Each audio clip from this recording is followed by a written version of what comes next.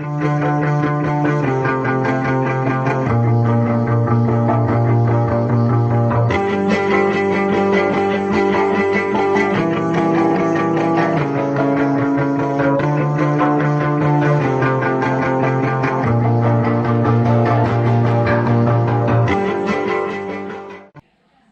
current trend on social media and the internet around bike fitting all centres around £10,000 bikes, elite athletes looking for marginal gains in the wind tunnel. What we're going to discuss today is something we deal with on a daily basis at Total Bike Fit, is normal road bike being turned into something very suitable for racing, and we're just going to show everything that's possible.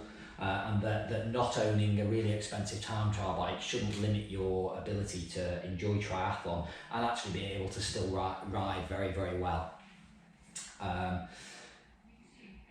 This is Gavin Rogers. He's one of the other bike fitters here. He's also one of our coaches. Gavin actually used to race at a very high level until 2010 and took a break from the sport to focus on coaching, family life, and he's decided to get back into racing for next season. Due to having the break, Gavin's generally sort of had like one utility bike. It's actually a cyclocross frame that he goes mountain biking, cyclocross racing, road riding, winter riding, rides on Zwift, and he's even going to race triathlon next year. And what we'll show you through the video is how you can take a bike like this and actually get yourself into a really good position for triathlon performance. So the first and most obvious difference with a road bike position and a triathlon position is the use of aero bars.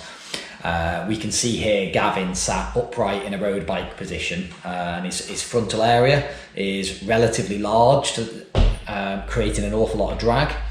We've to start with, we've just put some clip-on aero bars on his bike. Gav will go into the position now, and just even in a non-optimized position, you can see straight away the difference in his frontal area, just pulling the arms in and pinning the shoulders in a little bit. So another really common change that we advocate when we're trying to do this for people is to use a 0 degree or inline seat post on the bike.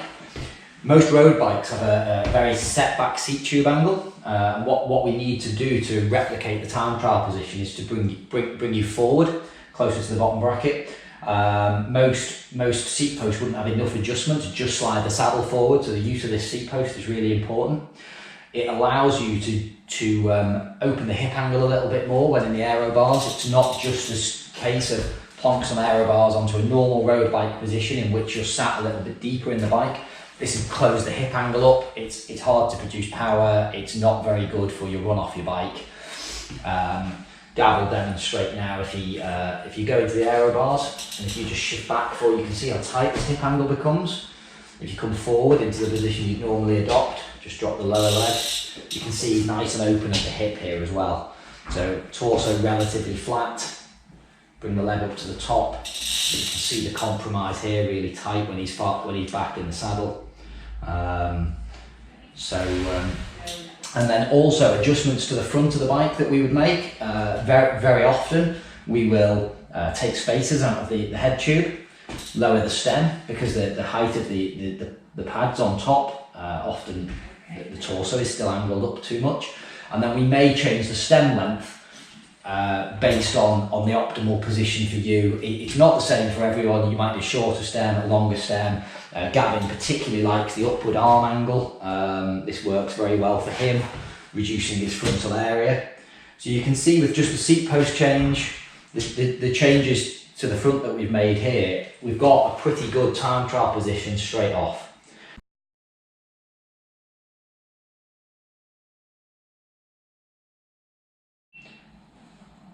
So as you can see from the two photos, you've turned a really average road bike position into really good aero position. One of the negatives then is the compromise you've made to your road bike fit. When you're going out just normal training, you might be out with your mates on a Sunday, you've got this forward seat position, you might have adjusted where the bars sit, What we do for a lot of people is maybe set the bike up so it can be very quickly put back into a more optimal road bike position. Let's say you're going to do quite a few weeks in the winter without worrying about the aero bars. Very straightforward. I mean, Gav will show you, take the stem off. We might say that, your road bike position was, at a different height. Just know where that height is. And then for some customers, we'll have 2 seat post setups, 2 different saddles, a road saddle, a TT saddle, and 2 different seat post angles. They just unbolt, take the seat post out, put the other seat post back in. You're very quickly in a road bike position. There is an element of compromise to the road position when you're trying to do this. For some people, it doesn't bother them. For other people, they just want to have the best of both worlds. So that's quite simple to obtain. Beyond this, other aerodynamic advantages you see, you got the guys on the TT bikes doing that you can do very easily yourself.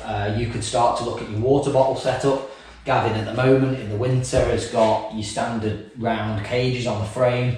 For triathlon, he could go for a bottle between the arms, lose the bottle cages off the frame, which does make the bike faster. He's also able to drink a lot easier whilst maintaining the position. And then upgrades that people like to invest in earlier in the sport maybe are deep section aero wheels could be added.